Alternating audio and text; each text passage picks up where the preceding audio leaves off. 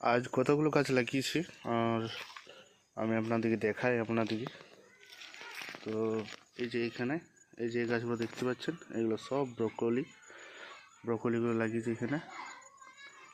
আজকেই লাগিয়েছি, কারণ এই যে মরো হয়ে আছে। তো এগুলো 2-4 দিনের মধ্যে ঠিক হয়ে যাবে। আর কিছু কিছু গাছ ঠিক আছে যেগুলো। তো আর এইখানে লাগিয়েছি ধনে আর পুনকো পালং, আর ওইখানটাতে ধনে গাছগুলো আর পালং গাছগুলো আছে। আর এখানে যে বেদানা গাছটা ছিল সেটা পুরো প্রুনিং করে দিয়েছি। আগামী দিনে আর নতুন নতুন পাতা বেরোবে এবং আশা করি ফুল এবং ফল হবে। আর এইখানে যদি আমি দেখাই, এখানে তো আগের থেকেই লাগিয়েছিলাম পুনকো পালং, যে দেখতে পাচ্ছেন। তো এখন অনেকটা ছাড়া ছাড়া দেখাচ্ছে, বাট যখন বড় হবে তখন সেটা দেখার মতন হবে। আর অনেকটাই ঝাড় কাটবে, কারণ যত ফাঁকা ফাঁকা লাগাবেন ততই ভালো, ঘরের জন্য খাওয়ার জন্য অনেকটা ঝাড় হয় আর অনেকটা বুচি টাইপের হয়।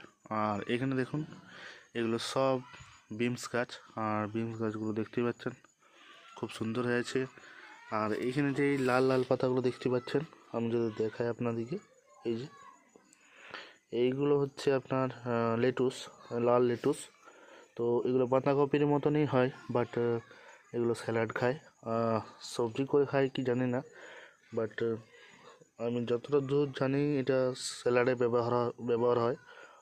আর তার মাঝে মাঝে এই যে এগুলো হচ্ছে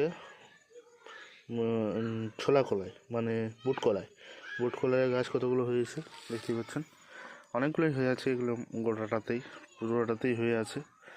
তো এগুলো জানি না আপনা হাতেই হয়েছে, হয়তো বীজ ছড়িয়ে দিয়েছিল বাড়ির লোক কেউ।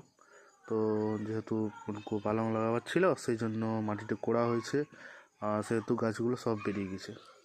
আর এখানে আনারস গাছটা লাগানো আছে, আর বাকি এগুলো বেগুন গাছগুলো। আর এখানে একটা কলা গাছ, এটা টবে ছিল, বাট টবটা ফেটে বেরিয়ে গেছে এবং মাটি চাপা দেওয়া হয়েছে। এই যে উঁচু করে মাটি দেওয়া আছে দেখতে পাচ্ছেন।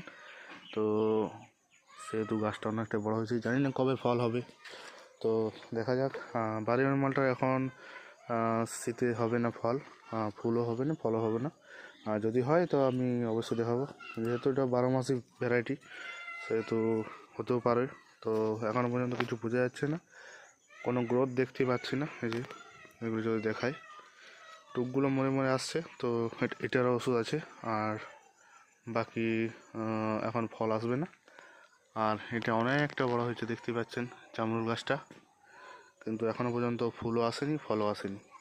তো অপেক্ষা করব, গাছটা কাটবো না।